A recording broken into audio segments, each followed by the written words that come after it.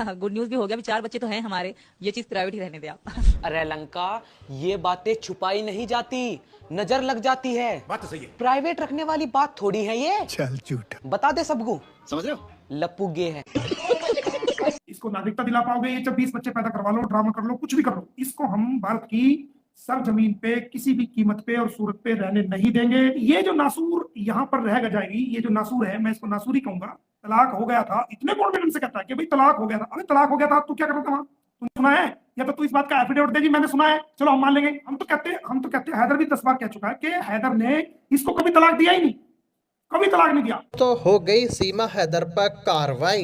अब पुलिस बुलाएगी सीमा हैदर को रबुपुरा थाने। मिल गए पुलिस को सबूत। मोमिन मलिक सर ने दे दिया बहुत बड़ा झटका सीमा भगोड़ी को। मेरे दोस्तों, अभी मैं आपको जो अपडेट देने जा रहा हूं उसको अपने दोनों कान खोलकर सुनना, क्योंकि ये अपडेट सुनकर आपको शॉक लगेगा। क्योंकि सीमा हैदर पर जो कार्रवाई करनी थी मोमिन सर को, वो बहुत बड़ी कार्रवाई हुई है और बहुत बड़ा झटका लग चुका है सीमा को गुलाम हैदर की तरफ से।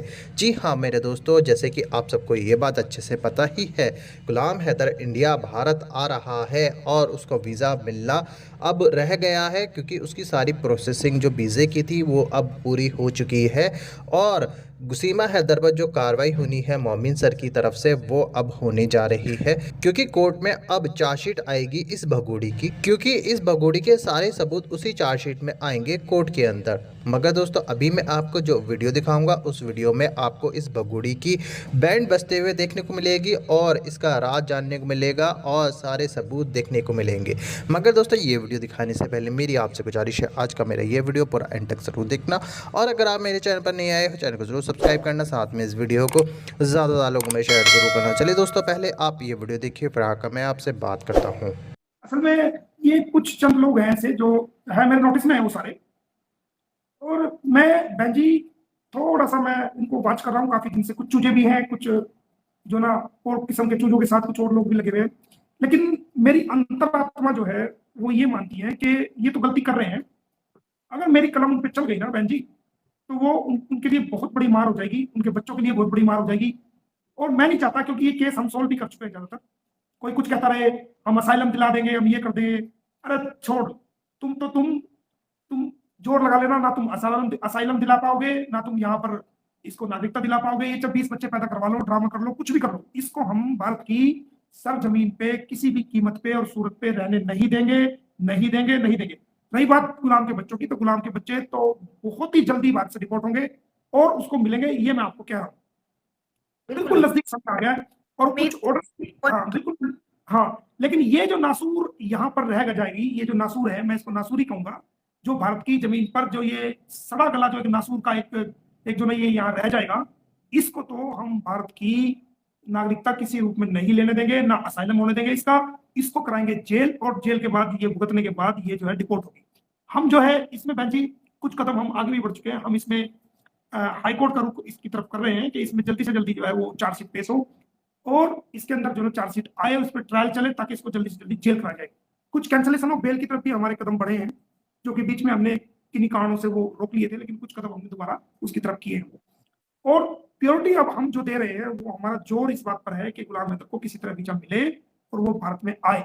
अगर मुझे लगेगा कि शायद कहीं ना कहीं कोई टेक्निकल गलती हो रही है या किसी कम्युनिकेशन का कोई पार्ट की वजह से गलती है या टैकल करने में कोई दिक्कत आ रही है, तो मैं स्वयं, मैंने आपको बताया कि मैं स्वयं जाऊंगा और गुलाम हैदर को भारत में जो है कानूनी प्रक्रिया के लिए लेके आऊंगा। ये मैं कह चुका हूँ और मैं इसकी वेट जो है, सिर्फ कोशिश मेरी है कि 15 तारीख तक ही मैं वेट कर रहा हूँ कि, और मैंने हालांकि 45 डेज का जो उनको मिला है, लेकिन मैं अपने लेवल से मेरी एक जो पॉलिसी है उसके तहत 15 तारीख तक मैं उम्मीद करता हूँ कि हाई कमीशन से उनको फोन आ जाएगा और वो उनको जाकर के अपने डॉक्यूमेंट्स वगैरह जो वो मांगेंगे, जो रिक्वायरमेंट होगी वो दे देंगे और उनका काम हो जाएगा। अगर नहीं होता तो मैं बार बार इस बात को कह रहा हूँ, तो मैं चाहूंगा और मैं लेके आऊंगा। रहा सवाल केस का, फैमिली कोर्ट में केस चला, हमने इसकी मैरिज को चैलेंज किया हुआ है। हमने उसके अंदर ये बात भी चैलेंज की हुई है कि अगर इन दोनों की इलीगल कस्टडी से कोई बच्चा पैदा हुआ तो वो इलिजिमेट बच्चा पैदा होगा। इलिजिमेट कहते हैं कि एक तरह से अवैध संतान, या जिसको हराम की संतान भी कह सकते हैं, अवैध संतान भी कह सकते हैं। इलिजिमेट जिसकी कानून की भाषा में कोई भी वो लीगल वे में जाकर के वो उसकी मान्यता नहीं होगी।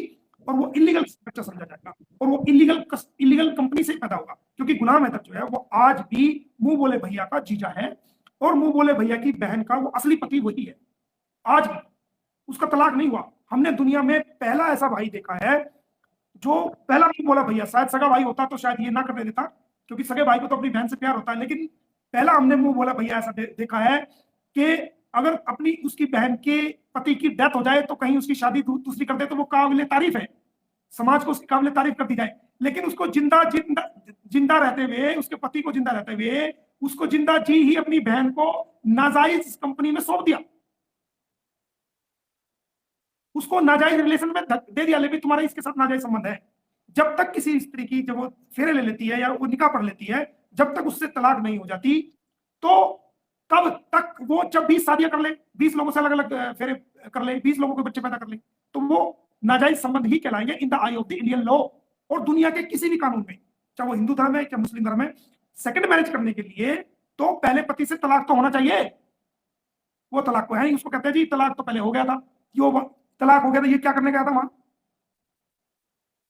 तलाक हो गया था, इतने कॉन्फिडेंस से कहता है कि भाई तलाक हो गया था। अरे तलाक हो गया था, तू क्या कर रहा था वहां, तूने सुना है? या तो तू इस बात का एफिडेविट दे जी मैंने सुना है, चलो हम मान लेंगे। अगर इसका मुंह बोला भैया अपना खुद का एक शपथ पत्र दे कोर्ट में कि जी मैंने सुना है तलाक हो गया था और मैं वहां मौजूद था, तो तू हमारा भारतीय भाई है, हम तेरी बात का यकीन कर लेंगे। लेकिन तू तो था तो हिंदुस्तान में, तलाक कहां से हो गया? अब कहते हैं जी बाप के सामने दिया था तलाक। अरे बाप के सामने तलाक दिया था, बाप का इस दुनिया से चला गया। तो जब बाप के सामने तलाक दिया था तो बाप ने इसकी बहन को भी तो बताया होगा, इसके भाई को भी तो बताया होगा, चार इस बारे में तो बताया होगा। अगर किसी बेटी का तलाक हो जाए ससुराल पक्ष से झगड़ा होने के बाद या कोई विवाद आने के बाद, चाहे वो हिंदू है चाहे मुसलमान है, और उसकी बाप के सामने तलाक हो जाए, तो वो बाप अपनी तमाम उसके चाचा ताऊ खानदान के लोग, उसकी बहनें, उसके बाप की उसके रिश्तेदार, तमाम जगह इस बात को वो खुद ही प्रचार करता है कि भाई मेरी बेटी का फला फला जो उसका पति है उसने तलाक दे दिया, अब इसके लिए कोई रिश्ता ढूंढो या कोई सेकंड मैरिज रिश्ते की बात करो, या क्यों दिया इसकी पंचायत करो, इसको दंड मिलना चाहिए। तो उसने, इसके बाप ने किसी को तो बताया होगा, उसके बाप ने किसी को नहीं बताया और चुपचाप कब्र में जाकर लेट गया वो। हम तो कहते हैं हैदर भी 10 बार कह चुका है कि हैदर ने इसको कभी तलाक दिया ही नहीं, कभी तलाक नहीं दिया। अगर हैदर इसको तलाक दे देता तो आज भी आप देखोगे कि आज भी, ठीक है ये गलत कंपनी में रह रही है, गलत तरीके से सचिन के साथ रह रही है, लेकिन आज भी बच्चों के साथ साथ इसका भी दुख कहीं ना कहीं उसको टीज करता है। आपने नोट किया भाई बात, और दुख होता है भाई ये, हाँ, और ये दुख होता है, ऐसा नहीं है खाली ठीक है बच्चे मांग रहा अच्छी बात है, बच्चे ले भी लेगा, उसको मिल भी जाएंगे बच्चे, लेकिन ये उसकी पत्नी है जो ये गलतियां 1 लाख कर रही है, इसका भी कहीं ना कहीं हर उस इंसान को दुख होता है जो कि ऐसे निकल जाए। और मैं तो ये दुआ करता हूं अपने रब से कि ए मेरे मालिक, दुनिया के किसी भी इंसान को ऐसी पत्नी ना देना, जो गुलाम हैदर ने जो दर्द इसका सहा है वो कोई इंसान ऐसा दर्द सहन पाए, कोई भी ऐसी पत्नी, इस जैसी पत्नी किसी को भी मत देना। तो इससे अच्छा ठीक है, अब जो हमारी लड़ाई चल रही है, ये बच्चे तो चले जाएंगे, डिपोर्ट होंगे, उसके बाप को मिलेंगे, आ रहा है वो आएगा इंशाल्लाह, ये चैप्टर खत्म के गुलाम के बच्चे उसको मिल जाए, ये चैप्टर तो क्लोज, क्योंकि पूरी दुनिया में ये आवाज है, वो मिल जाएंगे। लेकिन हम जो ये नासूर यहाँ रह गया, इसके लिए भी तो हम लड़ाई लड़ रहे हैं ना, इसको तो भी बर्दाश्त नहीं कर सकते, इसको भी तो जेल करानी है, इसको भी तो यहाँ से जेल कराने के बाद यहाँ से इसको ऐसे फेंका जाएगा जैसे दूध में से मक्खी। ये हमारी भारत की सरकार ही फेंकेगी, देख लेना, मेरा बोल याद रखना कि हमारी भारत की सरकार ही जो है वो इसको फेंकेगी, क्योंकि ये हमारे देश की आंतरिक इंटरनल सिक्योरिटी के लिए, आंतरिक सुरक्षा के लिए बहुत बड़ा खतरा है।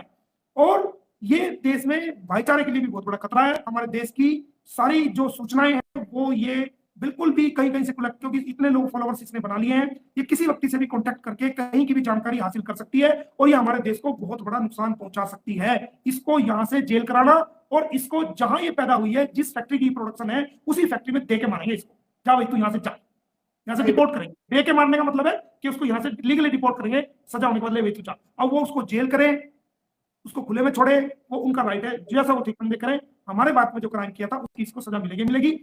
तो मैं अपनी उत्तर प्रदेश सरकार से भी और उत्तर प्रदेश पुलिस से भी ये रिक्वेस्ट करना चाहूंगा कि आंख मिचौली बहुत हो गई है, बहुत लंबा समय हो गया, अब इसकी चार्जशीट को तुरंत जो आपने तैयार करके बिल्कुल तैयार रखी है वो तुरंत कोर्ट में पेश करो, ताकि हम इसको जो है सजा दिला सकें। दोस्तों देखा आपने ये वीडियो, मुझे पूरी उम्मीद है ये वीडियो देखकर आपको सब कुछ समझ में आ चुका होगा और इस केस के बारे में जानकारी मिल चुकी होगी। दोस्तों आपकी क्या राय है इस वीडियो के बारे में, मुझे कमेंट बॉक्स में आकर कमेंट करके ज़रूर बताना। दोस्तों आज के वीडियो में बस इतना ही, मैं फिर मिलूंगा ऐसी ही दूसरी वीडियो के साथ, तब तक के लिए खुदा हाफिज़।